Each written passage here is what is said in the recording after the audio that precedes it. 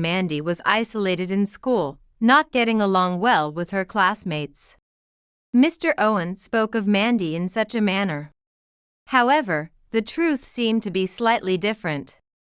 Thinking that perhaps someone had come to see Mandy, I checked the home security cameras. Maybe there's a boy among those who came to visit. I continued to watch the footage from the security cameras stored in the cloud, with that single thought in mind. Finally, I found the person. I was astonished by the unexpected figure.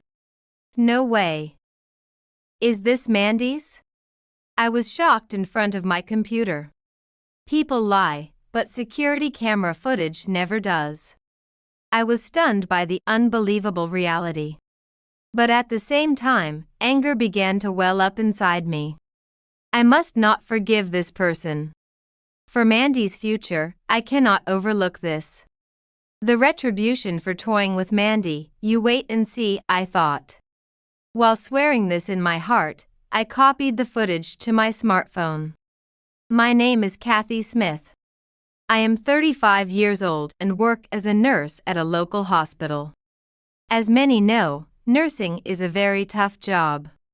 But it's because of this job that I believe I have my current happiness. In fact, I met Ted, who is a year older than me, at the hospital where I work. Ted, who works in construction, came to the hospital with an injury, and that was how we met. An angel in white. Seeing me, that's what Ted said. I found it amusing and started dating Ted. A year later, we got married, and our daughter Mandy was born. That was 11 years ago. I was very happy at that time, but now I am worried about Mandy. Actually, Mandy has been withdrawing from society and staying at home for about a year now. What can I do for her? My mind was always filled with Mandy. If I knew the reason why Mandy is withdrawing, perhaps some measures could be taken. But Mandy won't answer anything when asked. Moreover, we can't think of any reason. In short, all we can do is watch over Mandy. That's the current situation in our home. But until a year ago, Mandy was a very good child. Mandy is academically excellent and good at sports. Of course, I don't know the details of her school life. But from what Mandy said, it seemed she had many friends. Hearing only this, it feels like there shouldn't be a problem. In fact, Mr. Owen, her teacher at the time, had said this. Mandy is a very excellent student. She's good at both studies and sports, and she's a dependable friend. Mr. Owen said this during a home visit a year ago. All thanks to you. Oh, no. Not at all. She's inherently a brilliant student, no doubt there. Mr. Owen chuckled. Then, Ted, who was next to me, said grumpily. Of course. She's my daughter, after all. His guidance has nothing to do with it. Hey. What are you saying all of a sudden? You started it by saying it's thanks to the teacher. Ted grimaced. I sighed in exasperation. Needless to say, it was just a polite exchange between us. Mandy might have been a good child from the start, but her leadership at school was indispensable. Knowing this, I spoke carefully. However, it seemed Ted did not realize this. Indeed, Ted is impulsive. Still, I thought he had enough common sense to let it slide. Can you just be quiet for a bit? I'll talk to the teacher. But I know you're proud of Mandy, but you don't always have to speak your mind. I said it a bit strongly. Then, Ted turned away with a huff. It's like he's not a child. I was amazed. Nevertheless, I apologized to Mr. Owen. I'm sorry for my husband's behavior. No, it's just that you care about your daughter. Mr. Owen kept smiling wryly throughout. After Mr. Owen left, I explained the situation to Ted. Ted understood our exchange about 30 minutes after I started explaining. This turbulent home visit happened a little before Mandy started withdrawing. Then, one day, a while after that. That day, Mandy didn't get up for a long time. Ted went to work as usual. As the time for me to go to work approached, I called out to Mandy. Mandy? Are you still sleeping? It's time to go to school. Yeah. She sounded lethargic. Wondering about it, I continued. Are you feeling unwell somewhere? Yeah, a bit. I'm coming into your room, okay? After saying that, I entered Mandy's room. Mandy was curled up in bed. Wondering if she had caught a cold, I asked her while she was in bed. What's wrong? Did you catch a cold? I have a headache. Mandy replied without showing her face. Thinking she might have a cold, I touched Mandy's forehead. She didn't seem to have a fever, but Mandy, peeking out from under the covers, looked pale. It wouldn't be good to force her. Thinking this, I told Mandy. I'll call the school and tell them you're taking the day off. Okay. Got it. I'll ask Grandma to come over later. After having that conversation, I left Mandy's room. Then, I called the school. Planning to ask my mother-in-law to look after her in my absence, I contacted her. Could you come over during the day because Mandy is not feeling well? Okay, but I can't stay for a long time. My mother-in-law is a homemaker, but she has to take care of the house and my father-in-law. Even though it's for her granddaughter, it seems difficult for her to babysit for a long time. At that time, I thought Mandy was just temporarily unwell. So, as long as we could manage for now. That's why I asked my mother-in-law, within what was possible. True to her word, my mother-in-law came over for a few hours. She looked after Mandy, took care of her meals, and then went home in the evening. A few hours later, I came home. When I went to see Mandy, she was in bed. Were you okay? Mandy? Yeah. Grandma came over. I see. I hope you get better soon. After saying that, I left Mandy's room. However, Mandy didn't leave her bed the following day either. More accurately, she couldn't. Anyway, Mandy became unable to go to school. Mandy, did something happen at school? Not really. Mandy wouldn't tell me the reason, so I went to school and consulted with Mr. Owen. So, she can't seem to get up in the morning. Is that so? That's troubling. Mr. Owen frowned. It seemed Mr. Owen had no clue either. As I thought this, Mr. Owen sighed deeply and hesitantly began to speak. Actually, it seems Mandy has been isolated recently. Mr. Owen's story went like this. A little while back, during lunch break, he went to the classroom to prepare a quiz, intending to pick up textbooks. The students were making noise, enjoying their break, but Mandy was sitting alone. Thinking it was unusual, Mr. Owen approached Mandy. However, Mandy answered that nothing was wrong. But I was a little concerned, so I started paying more attention from that point. And it seems she was a bit isolated. He subtly asked the students, but the reason was unclear. However, it appeared Mandy was not getting along with her friends. Lately, their relationship seemed especially strained, to the point where Mandy hardly talked to any of them. Mr. Owen shared such observations. There wasn't much I could do. Is that so? I'm sorry for the trouble. No problem. I'm her teacher, that's my job. But please, keep this between us. Knowing this might stress Mandy, he wanted to keep it a secret. I agreed and didn't mention it to Mandy. Later, after Mandy went to bed, I cautiously opened up to Ted about it. What? What is the teacher doing? That's why, the teacher was being considerate. But he's not doing anything, right? Isn't that neglect of duty? Ted got upset. I hurried to calm him down. That's not true. The teacher did ask around. But in the end, he did nothing, right? That might be true, but the teacher can't just interfere rashly, right? Interfering too much in the students' relations could complicate things further. After explaining this to Ted, he grudgingly accepted. All right. Let's just watch over Mandy for a while.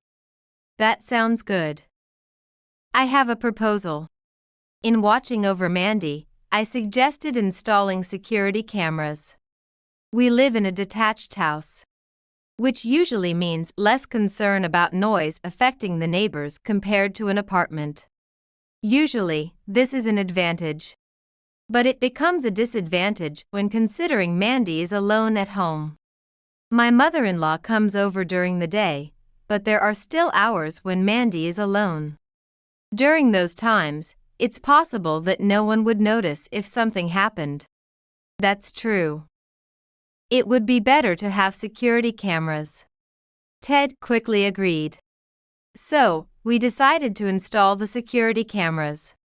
However, having conspicuous security cameras might make the neighbors view us strangely. I thought that was okay, but Ted was adamantly against it. The reason was because of Ted's job in construction.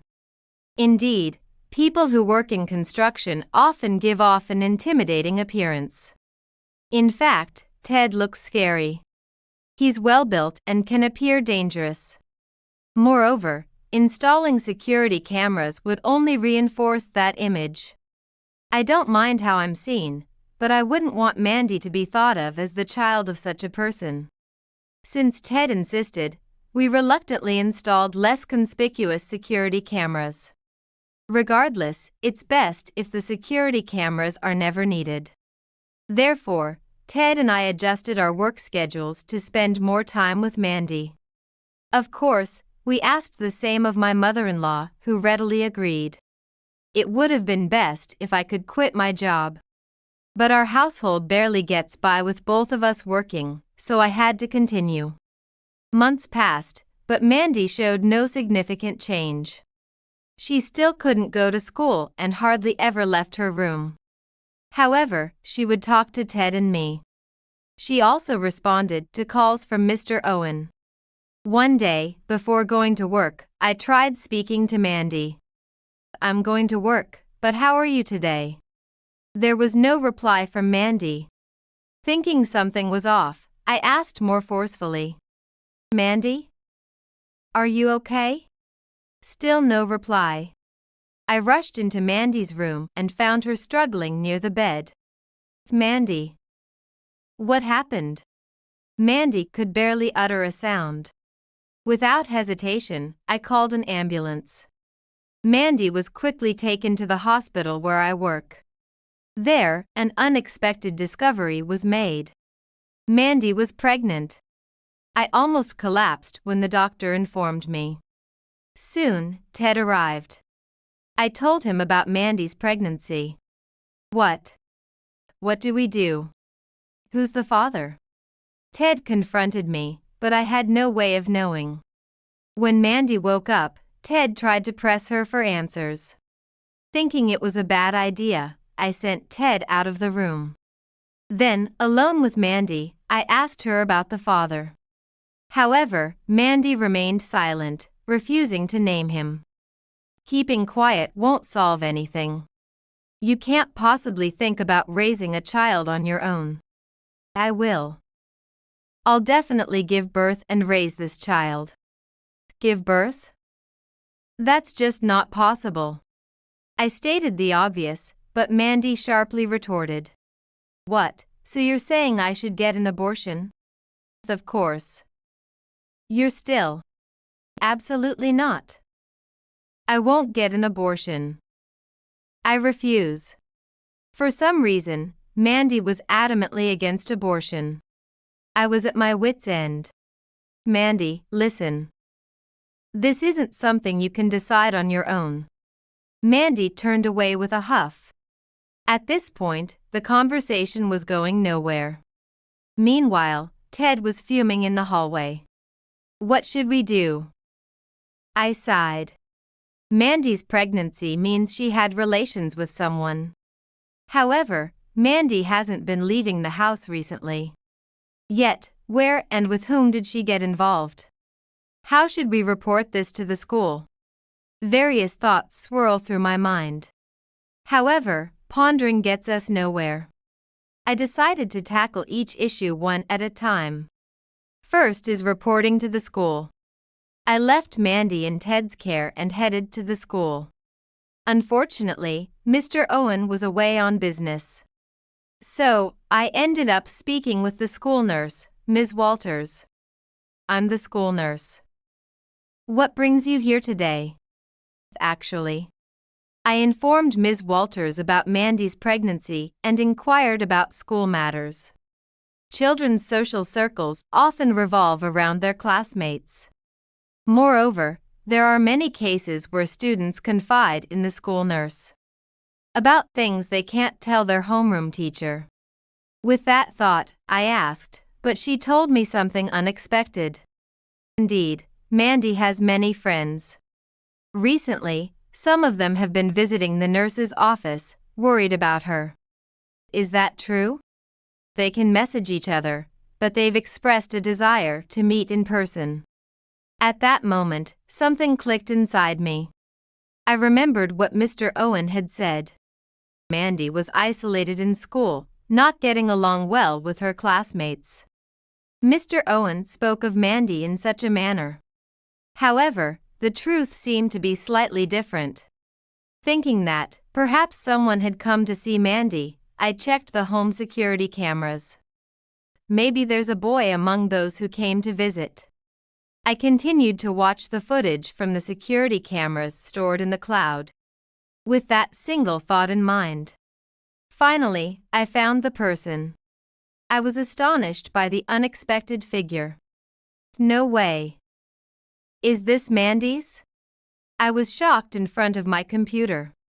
People lie, but security camera footage never does. This means the footage I am watching is the truth. I was stunned by the unbelievable reality. But at the same time, anger began to well up inside me. I must not forgive this person. For Mandy's future, I cannot overlook this. The retribution for toying with Mandy, be prepared for it. While swearing this in my heart, I copied the footage to my smartphone. Then, after returning to Mandy, I asked Ted to leave us alone and spoke to Mandy privately. Mandy, just to confirm, this is the person involved, right? I showed the footage on my smartphone. Mandy's face turned red. Then, looking at me fiercely, Mandy tried to snatch the smartphone. Give it to me. No. This is the person, right? Mandy quietly nodded. I sighed deeply. The person caught on the security camera was Mr. Owen. However, Mr. Owen had also visited when I was present. A home visit for a student not attending school. That's how I had perceived it. In fact, Mr. Owen had only spoken with Ted and me. He had only talked to Mandy through the door of her room. Thus, Ted and I had felt safe letting Mr. Owen in. But, it turns out it wasn't just a simple home visit. It seemed he was building a relationship with Mandy. Moreover, he waited for a time when no one else was home to visit her. He didn't enter through the front door. Instead, he went around to the garden and entered through the window of Mandy's room. If he went from the entrance to the room, he would be caught on the indoor security cameras. Mr. Owen must have noticed the indoor security cameras when he visited the house. He must have devised such a scheme to avoid being caught on the security cameras. Regardless, we had been oblivious to this until now. The reason we hadn't noticed is simple. Mr. Owen's entry into Mandy's room through the window was never captured on the security cameras. We had informed Mandy about the installation of the security cameras. In fact, Mandy had used this knowledge to her advantage. Firstly, Mandy would hang clothes in front of the security camera installed on the wall of her room. She used this as a cover to invite Mr. Owen into her room. Of course, she would remove the clothes as soon as Mr. Owen left to avoid detection. If the same thing happened every day or several times a day, we would have scolded her for negating the purpose of the security camera. But what if it was just once in a while, for just an hour or two? Maybe she just wanted to dry some clothes. That's how we would rationalize it. Moreover, there wasn't just one security camera. If something happened, it should be captured by another camera. That was our false assumption. In the end, we had been cleverly deceived. However, their strategy was not perfect. If one looked closely at the footage, there were discrepancies. The footage I found was one such discrepancy. When the clothes swayed, Mr. Owen was briefly visible. He was talking to Mandy through the window, and then he entered the room. It was so brief that I had missed it when fast-forwarding through the footage. How long has this been going on with the teacher? Why? Well, Mandy shared everything. In her eyes, Mr. Owen was her boyfriend. It's unclear what Mr. Owen thought of it. Nevertheless, Mandy asserted they were dating. Their relationship began just before Mandy started withdrawing. But after being teased for talking to a teacher at school, Mandy became embarrassed about dating him and started to withdraw into her home. Worried, Mr. Owen started visiting her at home. Then, he began visiting her secretly. Mandy thought this would protect her from being teased. As a result, Mandy continued to withdraw and eventually developed a relationship with him at home. She also shared that Mr. Owen had confessed his feelings first, leading them to start dating. The indignation at an adult deceiving a child like this is indescribable. Nonetheless, I listened silently to Mandy's story. It wasn't right to blame her unilaterally. That was my thought. After listening to her for a while, I left the hospital room. In the hallway, I whispered to Ted what I had learned from Mandy. Ted almost raised his voice on impulse. Hold on. We're in a hospital. All right. But I won't forgive him. Ted clenched his fist. I deeply understood his feelings. The next day, I invited Mr. Owen to our home.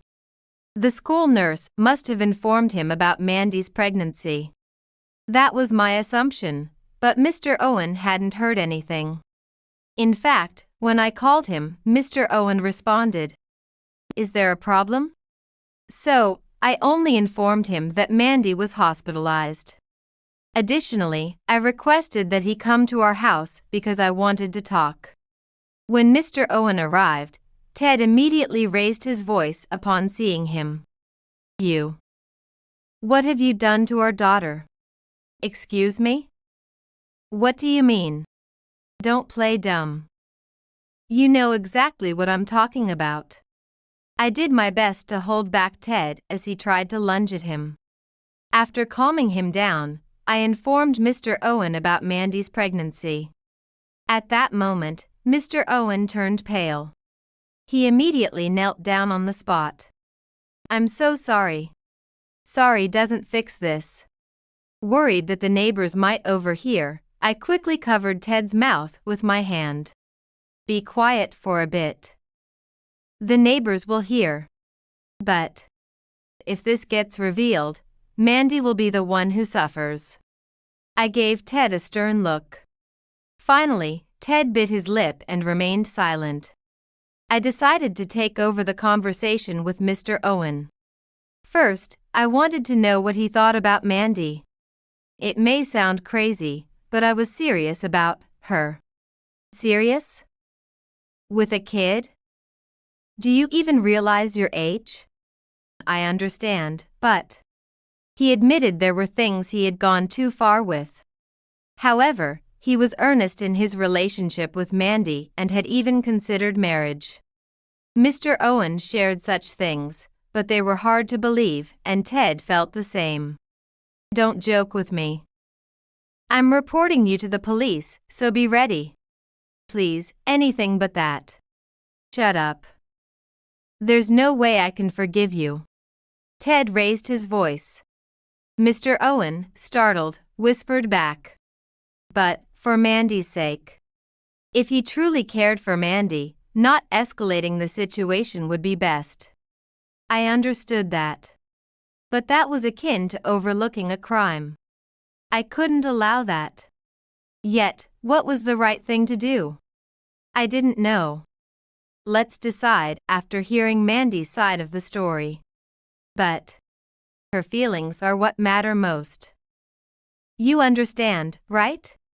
Reluctantly, Ted nodded. The decision was thus postponed. I couldn't forgive Mr. Owen. But it wasn't as simple as just punishing him. What would Mandy think? That was my main concern. Regardless, I wanted to visit Mandy first. She was hospitalized, but I couldn't just leave her alone. For now, let's go see Mandy. After much thought, that was my conclusion. Mandy is at a sensitive and difficult age. Moreover, she is adamant about having the child. I hoped for the best solution. As I was preparing to go see Mandy, suddenly, my phone rang. It was the hospital's number, so I answered anxiously. "What?" "Mandy." I was quickly informed of Mandy's critical condition. Ted and I rushed to the hospital. Upon arrival, Mandy was in the treatment room. The doctor delivered a harsh reality. "I see." The doctor informed us that Mandy's baby had passed away. Later, when Mandy had calmed down, I discussed the child she had been pregnant with. Regarding Mandy's baby, I know. Mandy began to cry. I pulled her into a tight embrace. Mandy cried loudly, as if recalling her infancy in my arms. Perhaps this indicates how genuine her feelings for Mr. Owen were. Maybe not now, but eventually. Such feelings welled up in me. But those were Mandy's one-sided emotions. I soon learned a harsh reality. After Mandy had stopped crying, Ted and I left the hospital room. Let's leave her be for a while, we decided. At that moment, my phone rang with a call from Ms. Walters, the school nurse. "Do you have a moment?" "Yes." "What is it?" Ms. Walters shared his story. It had just happened.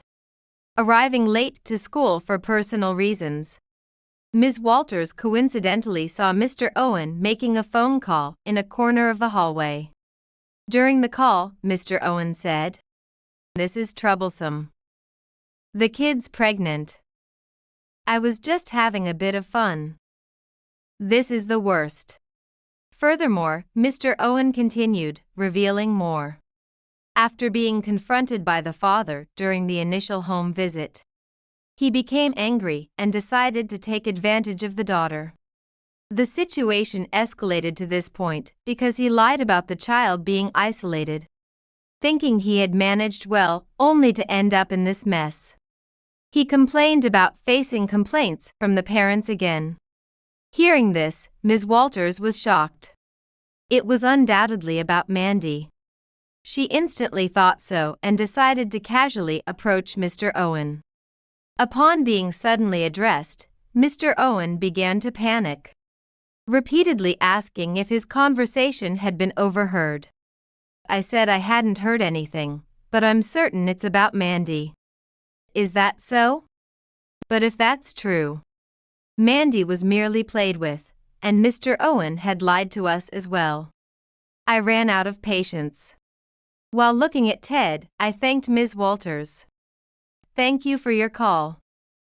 We will be heading your way shortly." After hanging up, I relayed Ms. Walters' story to Ted. Needless to say, Ted was furious. However, being in a hospital, we couldn't raise our voices. We decided to direct our anger at Mr. Owen later and first consult with a lawyer. We also contacted my mother-in-law to ask her to stay with Mandy in our place. Then, Ted and I left the hospital and headed straight to a law office. Through the lawyer, we contacted Mr. Owen's home. We had heard Mr. Owen was temporarily living with his parents due to commuting issues. Our intention was to bring his parents into the discussion about what to do next. However, Mr. Owen's parents weren't home. Instead, a young woman was there. She rushed over after receiving our message, introducing herself as Mr. Owen's fiancée. I'm Susan, his fiancée. I had a day off, so I'm here to clean his house. I see. And? May I help you? Well, the thing is, regardless of her being the fiancée, there was no holding back. Mr. Owen had done too much. Neither Ted nor I hesitated to spill everything to Mr. Owen's fiancée. As we talked, the fiancée's complexion visibly changed. What are you saying? That man. I can't forgive him. It's not the first or second time he's cheated. The fiancée banged the table. Then, she apologized to us. Regardless, I apologize for my fiancé's actions. Well, your apology isn't really what we need. Right. I'll make him apologize. Though, an apology hardly suffices. The fiancée clenched her teeth in frustration. Then, she stood up swiftly. Please, come with me. I will not forgive him this time. She gestured for us to follow. It seemed she was on our side. This was a fortunate turn of events, so we decided to follow her. Our destination was the school, where Mr. Owen was undoubtedly present. This was clear from the call with Ms. Walters. We headed straight for the staff room. It was break time, so Mr. Owen and a few other teachers were there. Mr. Owen quickly noticed us and approached, his gaze darting around. What are you doing here? We need to talk. Then, to the meeting room? As Mr. Owen tried to leave the staff room, the fiancée grabbed his arm. Why are you running away? I'm not running. And why are you here? I heard about the despicable thing you've done. The fiancée raised her voice. At that moment, Mr. Owen flinched but then began to play dumb with a smirk. What are you talking about? I haven't done anything. Don't lie. I heard you got a girl pregnant? As soon as Susan said this, the atmosphere in the staff room changed. And the other staff members started murmuring. What are you saying? That's not true. You know exactly what I mean. Stop making excuses and speak clearly. The fiancée's voice echoed loudly. Conceding, Mr. Owen began to kneel down. It's not like that. It was.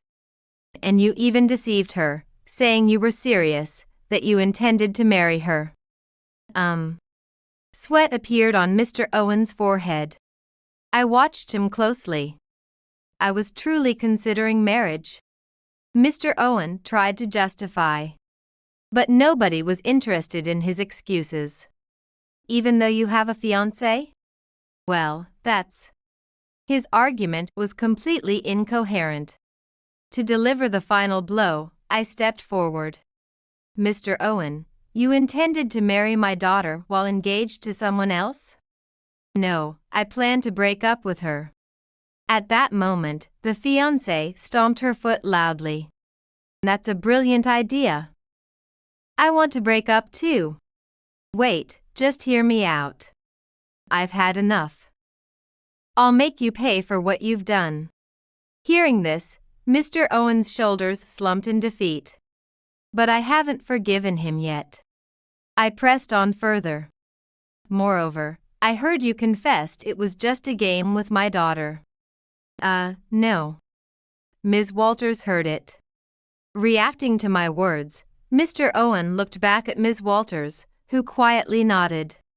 At the same time, Mr. Owen seemed to crumble. Then, Ted delivered the final blow. "We refuse a settlement. You're being reported to the police." Engaging with a minor is inexcusable, even with supposed consent. Yet, Mr. Owen, desperate, clung to Ted, begging for mercy. "Please, anything but the police. Quiet. Criminals should keep silent." With that harsh rebuke, Mr. Owen was left speechless. After that, Ted called the police on the spot. However, immediate arrest was not guaranteed. Unless caught in the act, investigation precedes arrest. In fact, Mr. Owen was taken away for questioning at the police station, but was allowed to return home that day. But awaiting him at home was a storm. Naturally, after Mr. Owen's fiancée and we informed his parents of his actions. I heard from the fiancée later that it caused quite a stir. Furthermore, the engagement was called off, and she demanded compensation from Mr. Owen. Since the dowry had already been paid, it was likely she would be entitled to it. The next day, Mr. Owen was questioned by senior officials from the Education Board. The inquiry, held in a meeting room, saw Mr. Owen with a pale face, looking down. Returning to the staff room, he reportedly cried like a child, which is somewhat amusing. While Ms. Walters might have exaggerated, she shared this story with me later as what she witnessed. But I believe the gist of it is accurate, as I've seen Mr. Owen state afterward. That evening, he came to our house with someone from the Education Board to apologize, kneeling and crying in front of Ted and me. Of course, we didn't forgive him, and we still haven't, even after his arrest by the police. Mr. Owen is currently awaiting trial, having lost his job and become a recluse at home. After his arrest, Mandy was deeply saddened, likely realizing she had been deceived for the first time. However, Mandy never spoke of it. We didn't either, as it wouldn't heal her wounded heart. All we can do is stay by Mandy's side. Ted and I discussed this. There might be more we could do, but until Mandy can come to terms with it herself, it's best to quietly support her. I'm convinced Mandy won't be defeated by this. Lately, she has started to regain her smile. Indeed, Mandy is our pride and joy. I strongly feel this now.